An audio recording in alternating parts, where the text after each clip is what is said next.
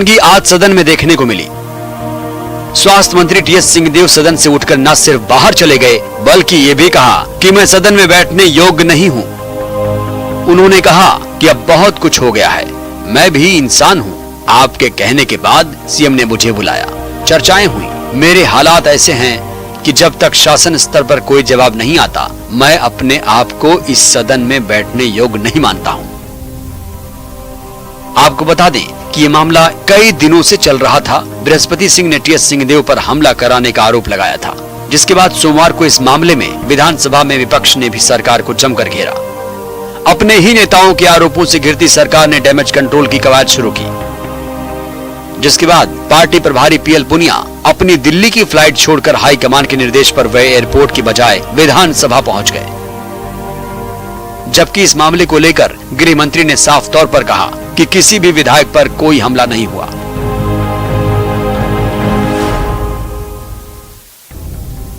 डॉक्टरों को धरती का भगवान कहा जाता है, लेकिन खंडवा में धरती के इस भगवान पर गंभीर आरोप लगे हैं। दरअसल यहाँ गर्भपात के लिए लाई गई एक नाबालिग का डॉक्टरों ने प्रसव करवाया और उसके बच्चे को एक केयर टेकर को सौंपा गया। डॉक्टरों ने इस बच्चे को बेचने का सौदा कर लिया, लेकिन जब इस बात की भनक केयर टेकर को लगी तो वह पुलिस के पास पहुंच गई। इस मामले में 5 लोगों के खिलाफ कोतवाली थाने में मामला दर्ज किया गया है। वहीं अस्पताल के संचालक ने जांच में सहयोग का भरोसा भी दिया है।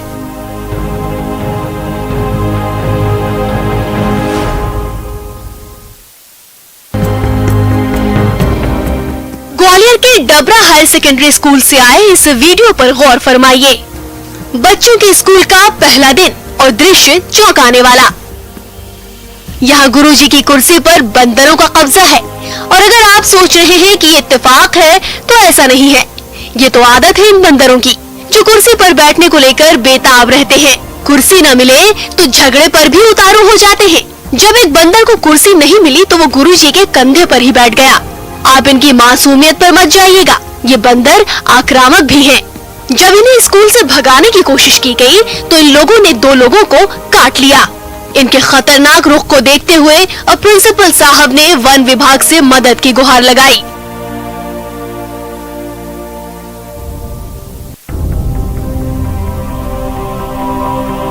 अशोकनगर में इन दिनों ये वीडियो तेजी से वायरल हो रहा है।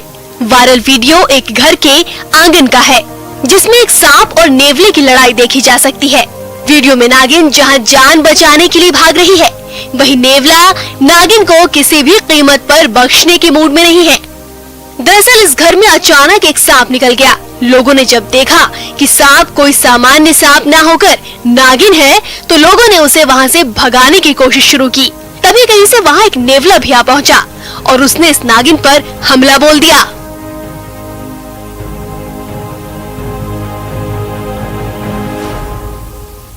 घंटों तक घर के आंगन में नागिन और नेवले की लड़ाई चलती रही, जिसके बाद नेवले ने नागिन को लहूलुहान कर मार डाला।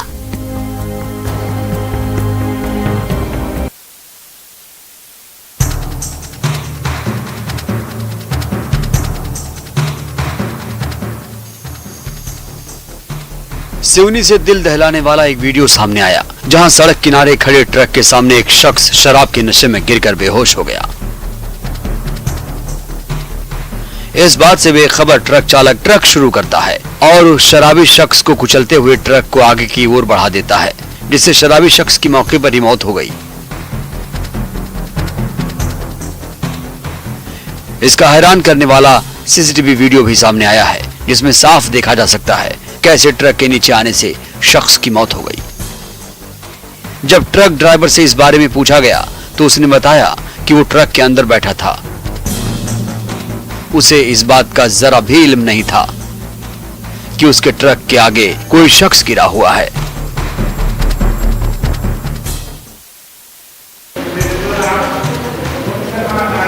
सीहोर के डाबरी गांव में एक शख्स का वीडियो सामने आया, जिसमें वो अपने परिजनों से दुखी होकर जहर खाकर जान देने की बात कह रहा है। जैसे ही ये वीडियो सोशल मीडिया पर वायरल हुआ, आनन फानन में आष्ठा की पारवता थाना पुलिस शख्स को ढूंढने में जुट गई। लेकिन जब तक उस शख्स का पता चलता तब तक उसने कीटनाशक पी लिया था। फिलहाल गंभीर हालत में उसका इलाज सीहोर जिला अस्पताल में चल रहा है। अब उसकी हालत ठीक होने तक पुलिस इंतजार कर रही है, फिर मामले का पूरा खुलासा हो पाएगा। वैसे पुलिस ने मामले में जांच शुरू कर दी है।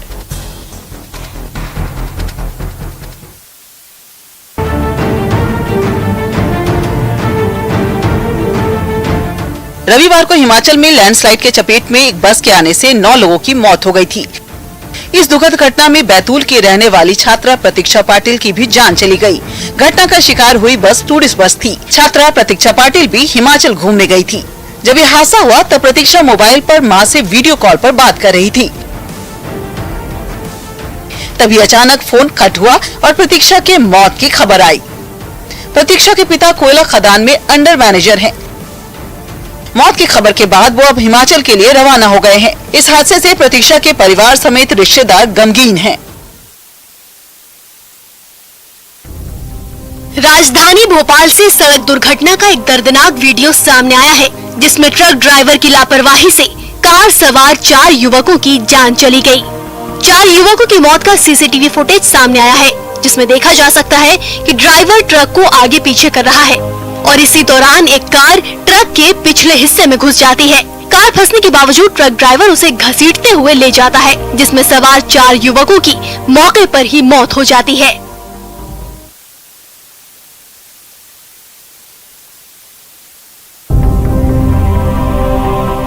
छिंदवाड़ा के जुन्नार देव इलाके में बारिश के दिनों में लोगों की परेशानी बढ़ जाती है। इन दिनों लगातार हो रही बारिश के चलते नदी नाले उफान पर हैं और बीमार लोगों को खटिया के सहारे अस्पताल तक पहुंचाया जाता है।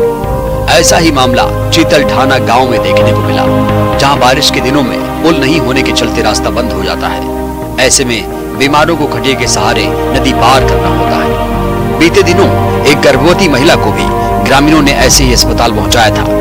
बता दें कि लंबे समय से ग्रामीण पुल की मांग करते आ रहे हैं, लेकिन हर साल बारिश के मौसम में यहाँ का ऐसे ही नजारा हो जाता है। कार्रवाई के नाम पर किसी भी अधिकारी के कान में जू तक नहीं रेंगता।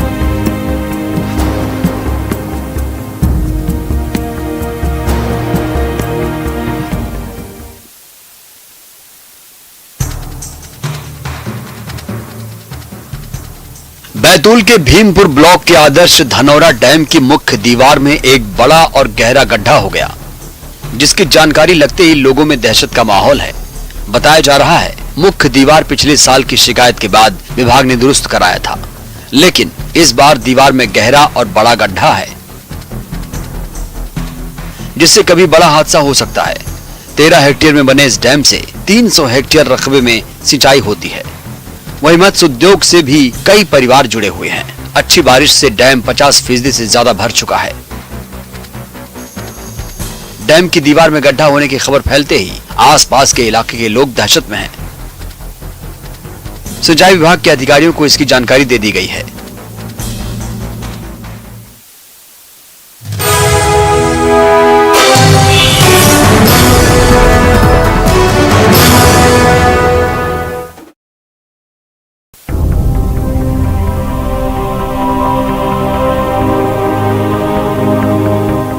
मंदसौर से एक डरावना वीडियो सामने आया है, जिसमें जान जोखिम में डालकर लोग नाले को पार कर रहे हैं। इन दिनों तेज बारिश के कारण सभी नदी नाले उफान पर हैं। बावजूद ऐसी तस्वीरें देखने को मिलती हैं, लोग अपनी जान की परवाह किए बगैर उफनते नदी नाले को पार कर रहे हैं। बेशक लोग इसे अपनी बहादुरी समझ रहे होंगे, लेकिन हकीकत में ये बेवकूफी है।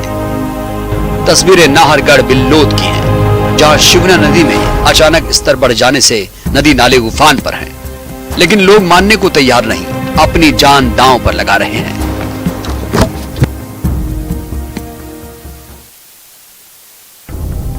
श्योपुर में बारिश के कारण कराहल इलाके की रीछी नदी उफान पर है। सड़कें भी डूब गई हैं। वहीं 2 गांवों के सैकड़ों घरों में पानी भर गया है, जिससे लोगों की परेशानियां अब बढ़ गई हैं।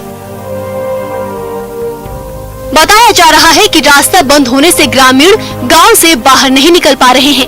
रास्ते बंद होने से प्रशासन की भी मदद नहीं मिल पा रही है और न ही अन्य सुविधाएं।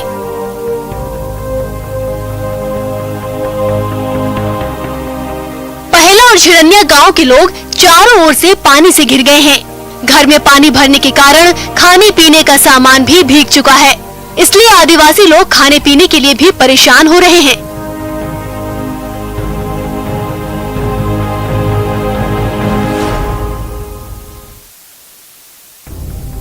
रतलाम के जावरा की भीमाकेड़ी में बरसात के बाद अंडरब्रिज में भरे पानी में एक कार डूबने लगी। कार सवार महिला और पुरुष ने किसी तरह कार से निकलकर अपनी जान बचाई। बताया जा रहा है कि ये लोग जल्दबाजी में पानी से भरे अंडरब्रिज से निकलना चाह रहे थे, लेकिन गाड़ी ही बंद हो गई और ये लोग कार समेत डूबने लगे। किसी तरह इन लोगों ने कार से निकलकर अपनी जान बचाई, नहीं तो कोई बड़ा हादसा भी हो सकता था। बता दें कि बारिश की वजह से कई जिलों में नदी नाले खतरे के निशान से ऊपर बह रहे हैं। ऐसे में इसे पार करना खतरनाक साबित हो सकता है।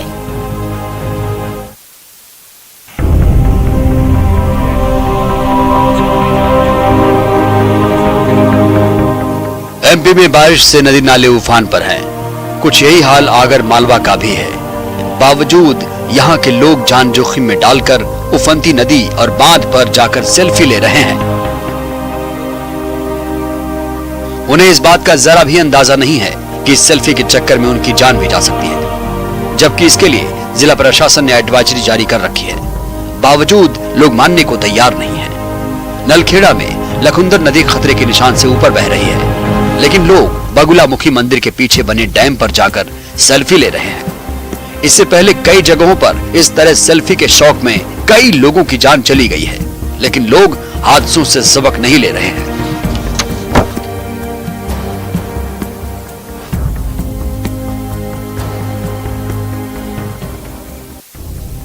जबलपुर में एक रिश्वतखोर एसडीओ को गिरफ्तार किया गया है। ईओडब्ल्यू ने कार्रवाई करते हुए 50,000 रुपए की रिश्वत लेते संतोष कुमार रैदास को पकड़ा है, जो रानी अवंतीबाई सागर परियोजना तट नहर संभाग में तैनात है। बताया जा रहा है कि ठेकेदार की जमा सुरक्षा निधि निकलवाने के एवज में रिश्वत मांगी थी। 12.5 लाख की राशि निकलवाने के लिए 1.5 लाख घूस की मांग की थी। 50,000 रुपए में सौदा तय हुआ था, लेकिन ठेकेदार सुदर्शन सोनकर ने ईओडब्ल्यू को इसकी शिकायत कर दी, जिसके बाद देर रात ये कार्रवाई की गई और ईओडब्ल्यू के हत्थे रिश्वतखोर एसडीओ चढ़ गए।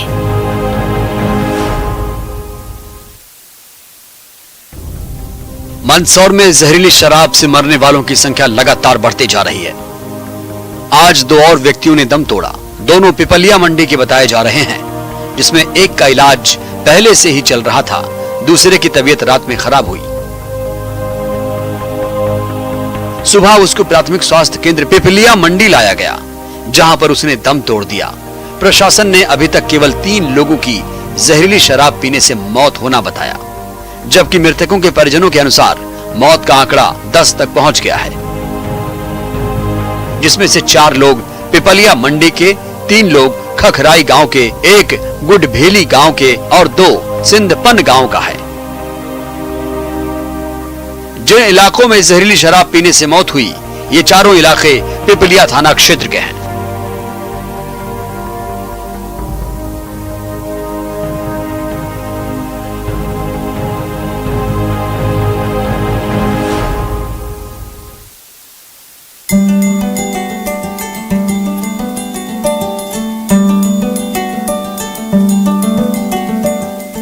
तेजी से खत्म हो रहे जंगलों को दोबारा उगाकर हरियाली लाने के लिए अब इंदौर में एक नई पहल की गई है।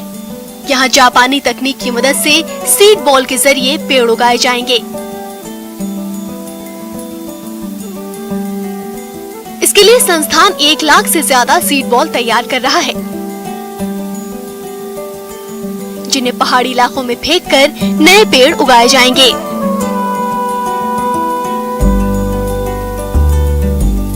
इंदौर के श्री गोविंदराम सेक्सरिया प्रौद्योगिकी एवं विज्ञान संस्थान में बनाई जा रही इन सीड बॉल से लाखों पेड़ तैयार हो जाएंगे। इसके लिए पेड़ों के बीजों को चिकनी काली मिट्टी और खाद के मिश्रण में डालकर आधे से 1 इंच तक की गोल गोल गोलियां बनाकर सुरक्षित कर लिया जाता है।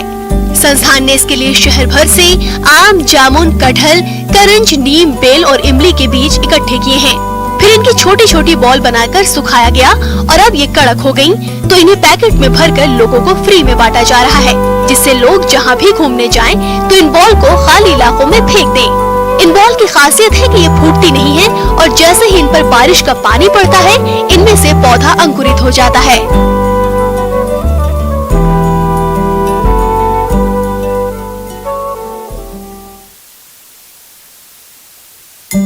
ग्वालियर नगर निगम ने जंगलों को बचाने के लिए अनोखी पहल शुरू की है। अब शहर में छोटे छोटे जंगल तैयार करने की कवायद में निगम जुट गया है। इतना ही नहीं, शहर में ज्यादा पौधे लगाकर उन्हें बड़ा करने वालों को नगर निगम सम्मानित भी करेगा। ऐसे लोगों को नगर निगम वायु दूत पुरस्कार से सम्मानित करेगा। इसको लेकर नगर निगम की बैठक में हरियाली अभियान के लिए प्रेजेंटेशन दिया गया।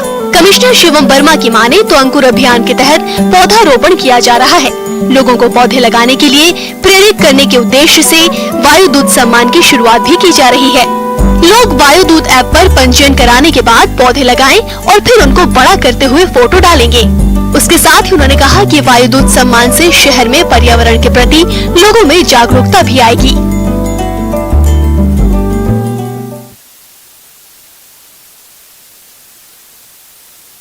महाराष्ट्र के नासिक से चौंकाने वाली कुछ तस्वीरें सामने आई हैं।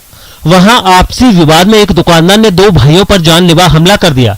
इस वारदात के बाद आरोपी दुकानदार वहां से फरार हो गया, लेकिन इस घटना की तस्वीरें वहां लगे सीसीटीवी में कैद हो गई, जिनमें साफ दिखा कि वो दुकानदार अपने हाथ में कुल्हाड़ी लेकर उससे थोड़ी दूर खड़े दोनों भाइयों की तरफ तेजी से दौड़ा और दोनों पर ताबड़तोड़ हमला किया।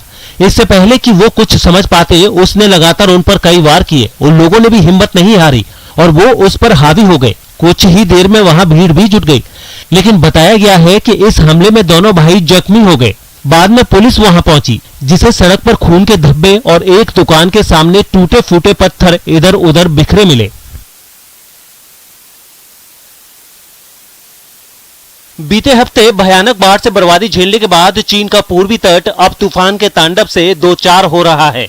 मूसलाधार बारिश, तेज हवा और बाढ़ ने वहां हालात इतने खतरनाक बना दिए हैं कि सिर ढकने वाली घर की चार दीवारी भी महफूज नहीं रही।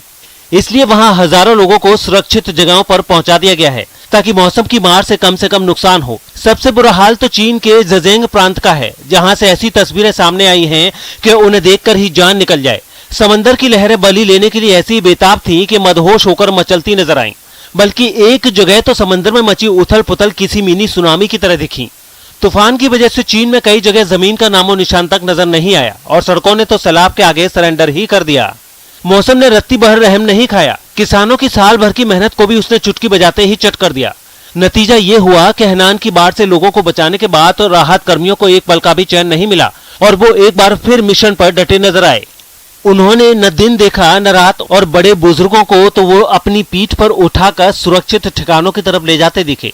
सिर्फ ज़ेजिंग ही नहीं, बल्कि पड़ोस में मौजूद शंघाई में भी तूफान का असर रहा। वहां समंदर की लहरें तो हिलारे मारती दिखी ही, तेज बारिश और हवा ने भी जमकर उत्पात मचाया। तूफान की वजह से वहां कई उड़ानें रद्द हो गईं और एयरपोर्ट कोई भूतहा सा नजर आने लगा। जिंग्यांसू प्रांत में भी तूफान की वजह से कहीं पेड़ गिरे तो कहीं रोड साइन सड़क पर पड़े दिखे।